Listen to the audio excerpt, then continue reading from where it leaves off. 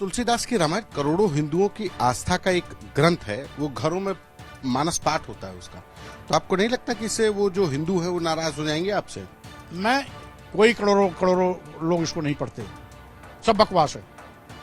ये तुलसीदास ने अपनी प्रसन्नता, अपनी खुशी के लिए लिखा है। बैसाख में सावन बैसाख में गदहा को हरियाली ही दिखती है। तो ये इनको विदाई दिख रही है, इनकी विदाई हो गई है। अब इनकी सपा से भी विदाई बहुत जल्दी होने वाली है। जब ये चर्चा में नहीं रहते, इन्हें कोई पूछता नहीं है तो चर्चा में आने के लिए केवल गाली दे करके चर्चा में आना चाहते हैं। ऐसे लोगों का नाम लेना भी अब पाप लगता है। तुलसीदास की रामायण करोड़ों हिंदुओं की आस्था का एक ग्रंथ है। वो घरों में मानस पाठ होता है उसका। तो आपको नहीं लगता कि इससे वो जो हिंदू है वो नाराज हो जाएंगे आपसे? मैं कोई करोड़ों करोड़ों लोग इसको नहीं पढ़ते, सब बकवास है। ये तुलसीदास ने अपनी प्रसन्नता, अपनी खुशी के लिए लिखा है। स्वामी प्रसाद मौर्य अपनी वाणी पर बैन लगाएं, अंकुश लगाएं। ये घोर आपत्तिजनक, मर्यादा रहित, अलोकतांत्रिक, अव्यवहारिक, असंसदीय इनका बयान है। ये समाज में एक आक्रोश पैदा करने वाला है, सामाजिक सद्भाव बिगाड़ने वाला बयान है। सस्ती लोकप्रियता के लिए ऊटपटांग उल जलूल बयान दे रहे हैं।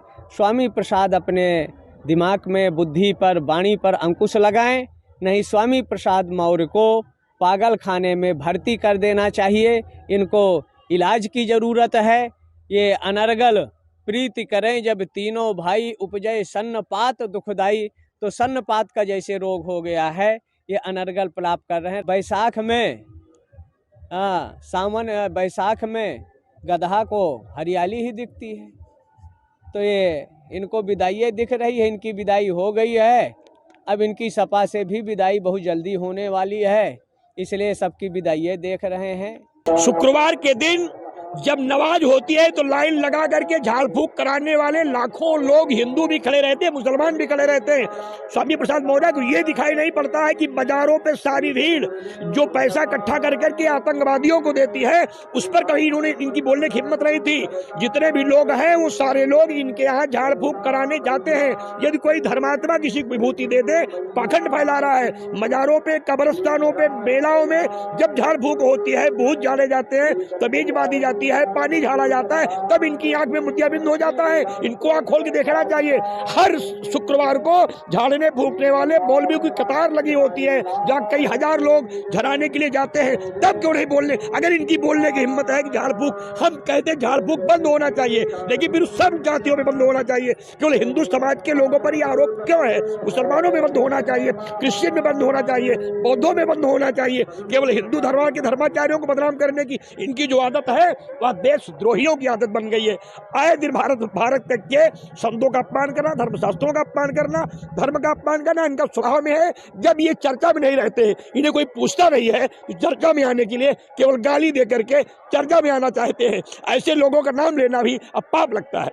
जिस तरह से सपा नेता स्वामी प्रसाद मौर्य ने बयान दिया है रामचरितमानस को लेकर के, अयोध्या से मैं तपस्वी छावनी पीठाधीश्वर जगत गुरु परमहंस आचार्य उनको शास्त्रार्थ के लिए चुनौती देता हूं।